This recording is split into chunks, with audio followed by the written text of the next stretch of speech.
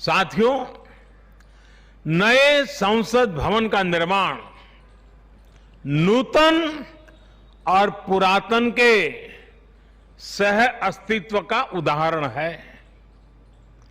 ये समय और जरूरतों के अनुरूप खुद में परिवर्तन लाने का प्रयास है। मैं अपने जीवन में वो क्षण कभी नहीं भूल सकता जब 2014 में पहली बार एक सांसद के तौर पर मुझे संसद भवन में आने का अवसर मिला था। तब लोकतंत्र के इस मंदिर में कदम रखने से पहले मैंने सिर झुकाकर, माथा टेक कर लोकतंत्र के इस मंदिर को नमन किया था। हमारे वर्तमान संसद भवन ने आजादी के आंदोलन और फिर स्वतंत्र भारत को गढ़ने में अपनी अहम भूमिका निभाई है। आजाद भारत की पहली सरकार का गठन भी यही हुआ और पहली संसद भी यहीं बैठी। इसी संसद भवन में हमारे संविधान की रचना हुई, हमारे लोकतंत्र की पुनर्स्थापना हुई। बाबा साहब आंबेडकर और अन्य वरिष्ठों ने सेंट्रल हॉल में गहन मंथन के बाद हमें अपना संविधान दिया।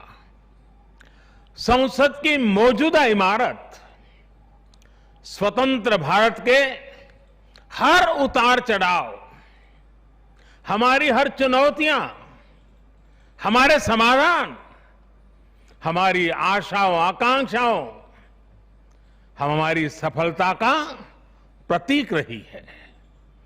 इस भवन में बना प्रत्येक कानून, इन कानूनों के निर्माण के दौरान संसद भवन में कही अनेक गहरी बातें, ये सब हमारे लोकतंत्र की धरोहर है। लेकिन साथियों, संसद के शक्तिशाली इतिहास के साथ ही यथार्थ को भी स्वीकारना उतना ही आवश्यक है। ये इमारत अब करीब करीब 100 साल की हो रही है। बीते दशकों में इसे तत्कालीन जरूरतों को देखते हुए निरंतर अपग्रेड किया गया। इस प्रक्रिया में कितनी ही बार दीवारों को तोड़ा गया है। कभी नया साउंड सिस्टम, कभी फायर सेफ्टी सिस्टम, कभी आईटी सिस्टम। लोकसभा में बैठने की जगह बढ़ाने के लिए तो दीवारों को भी हटाया गया। इतना कुछ होने के बाद संसद का ये भवन अब विश्राम मांग रहा है। अभी लोकसभा अध्यक्ष जी भी बता रहे थे कि किस तरह बरसों से मुश्किलों भरी स्थिति रही है। बरसों से नए संसद भवन की जरूरत महसूस की गई है। ऐसे में ये हम सभी का दायित्व बनता है कि 21वीं सदी के भारत को अब एक नया संसद भवन मिले। इसी दिशा में आज ये शुभारंभ हो रहा है और इसलिए आज जब हम एक नए संसद भवन का निर्माण कार्य शुरू कर रहे हैं तो वर्तमान संसद परिषद के जीवन में नए वर्ष भी जोड़ रहे हैं।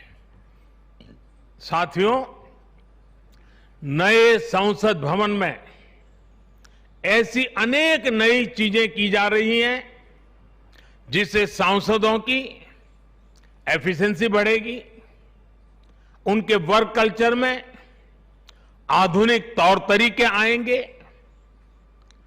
अब जैसे अपने सांसदों से मिलने के लिए उनके संसदीय क्षेत्र से लोग आते हैं, तो अभी जो संसद भवन है उसमें लोगों को बहुत दिक्कत होती है, आम जनता को दिक्कत होती है, नागरिकों को दिक्कत होती है।